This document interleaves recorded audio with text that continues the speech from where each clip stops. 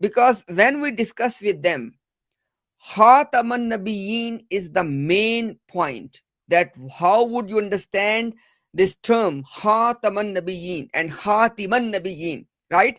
But I said, look, in the entire Quran, this roots of Khatama is 7 times in the Quran. Khatama, Yakhtimu, Nakhtimu, Khitaman, Makhtuman.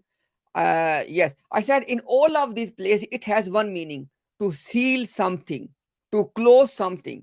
I said, what I am understanding from the Khatama to seal something, it is in the Quran, right? I said, now you tell me anywhere in the Quran where Khatama mean to verify something. And In we the, have yeah, we have words in the Quran for verification. exactly, exactly. Yeah, And I said that Prophet is not called as Musaddiqan Nabiyyin. He's not, he's called Khataman Nabiyyin. Musaddiq itself is an Arabic word. It's not used there. It's the that's Khataman right. Nabiyyin. And by, I would say that for a common Ahmadi, the entire, and by guess what?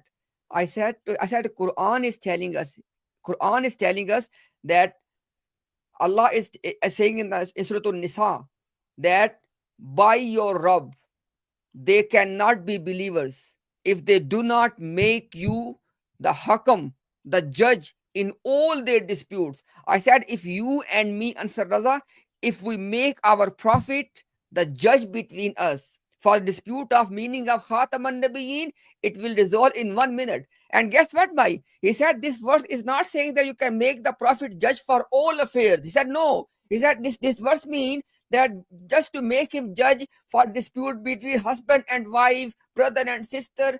I said, Subhanallah, you mean, Where, where, are you where does the Quran say that? nowhere? Subhanallah. He literally, he said, this verse is not saying the Prophet is a judge between us for all affairs. This is the level of their kufr. No, the verse itself is self-explanatory. It says, أعوذ بالله من الشيطان الرجيم فلا وربك لا يؤمنون حتى يحكموك فيما شجر بينهم فيما شجر بينهم. Yeah. Okay, the verse is very clear. فلا وربك,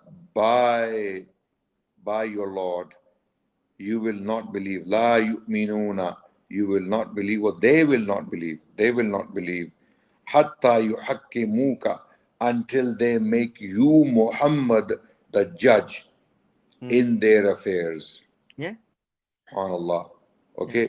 So Yeah. what affair is more important than the religion?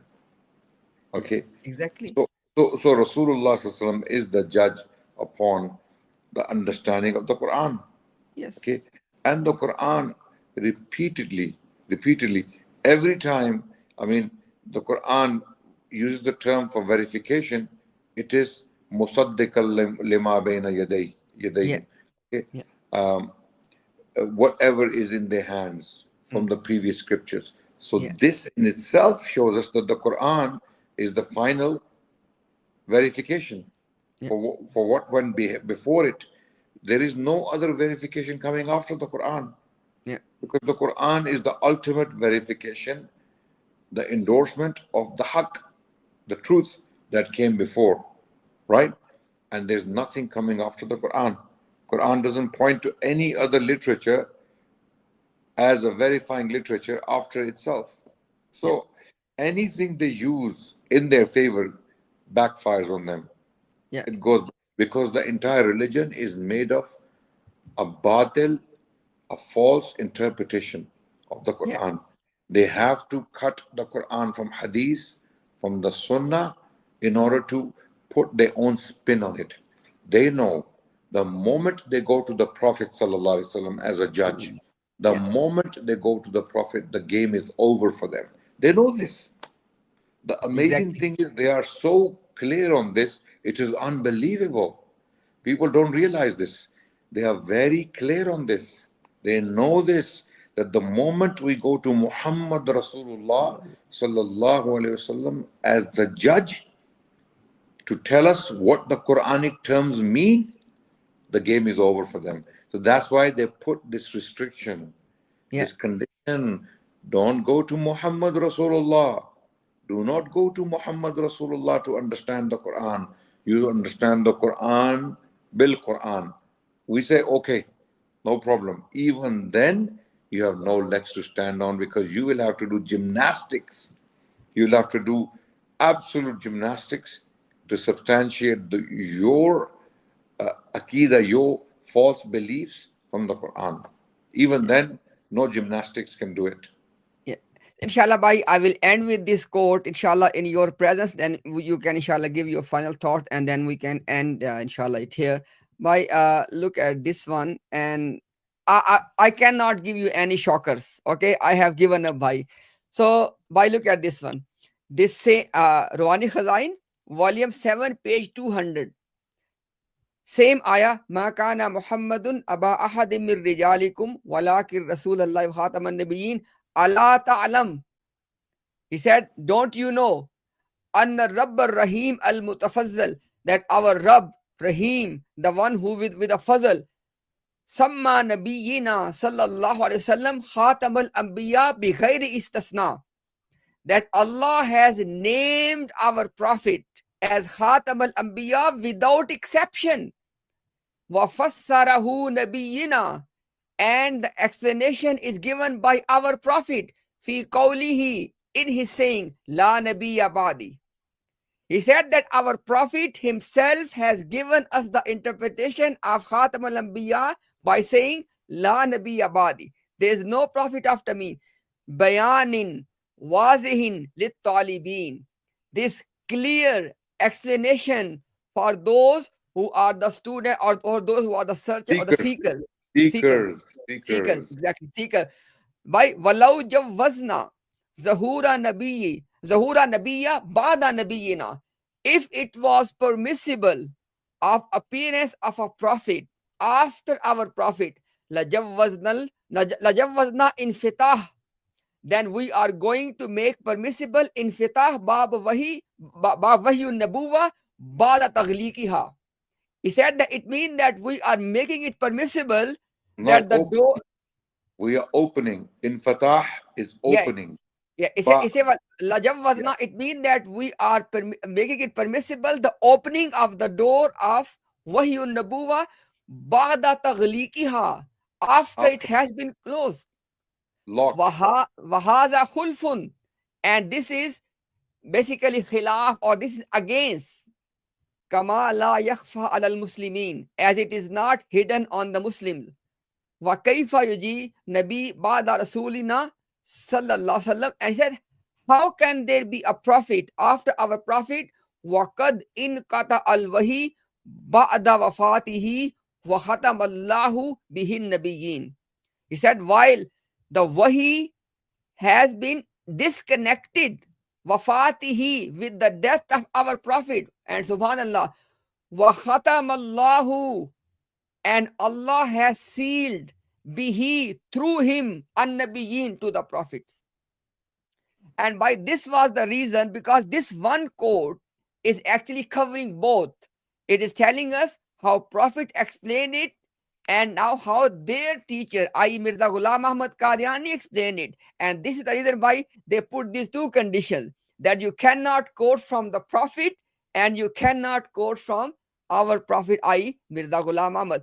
Why, you tell me what is left after this quote, that how to understand Khatam an-Nabiyyin.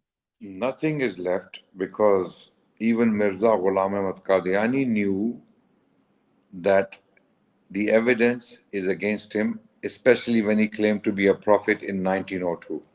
He was Yeah, well aware. He was well aware of the Quran.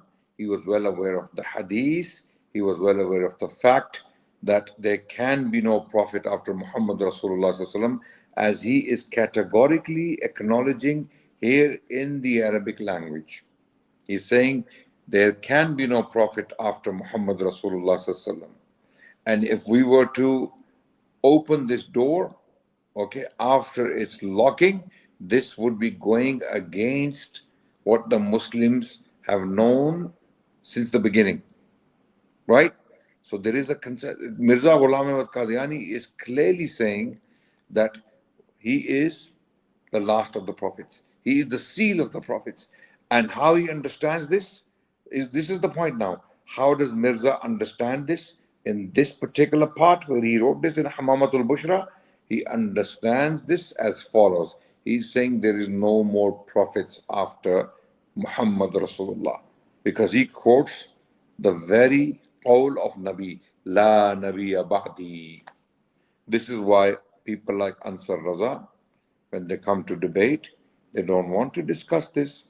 They don't want to discuss the Prophet Muhammad Sallallahu, and they don't want to discuss their own Mirza Ghulam Ahmad Qadiani, their beloved. You know why? Because he confirms our understanding. What is our understanding? Prophet Muhammad was the last prophet of Allah.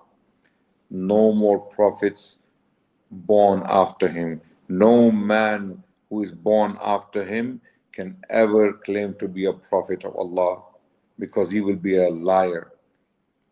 And Mirza Ghulam Ahmad Qadiani knew this. And this is exactly what Lahori Jamaat used against the Qadianis. Yeah. Okay, arguing their case. Okay, so this is the point. The point is, why are the Qadiani Murabbis so terrified of the Hadith? Mm. Why are they so terrified of their own Prophet, Mirza? Because they know their beliefs are directly contradicted by Mirza and, of course, the Hadith of Rasulullah Sallallahu Alaihi Wasallam. Sallallahu. So Mirza Ghulam Ahmad Qadiani, knowingly, having known, having understood the evidences against his claims, still claimed those things. He still Yeah. claimed those things. This is the point. No one can now, you cannot give udhr bil jahal to Mirza. You cannot say, oh, Mirza was jahil. Mirza was ignorant. So you got to give him an excuse.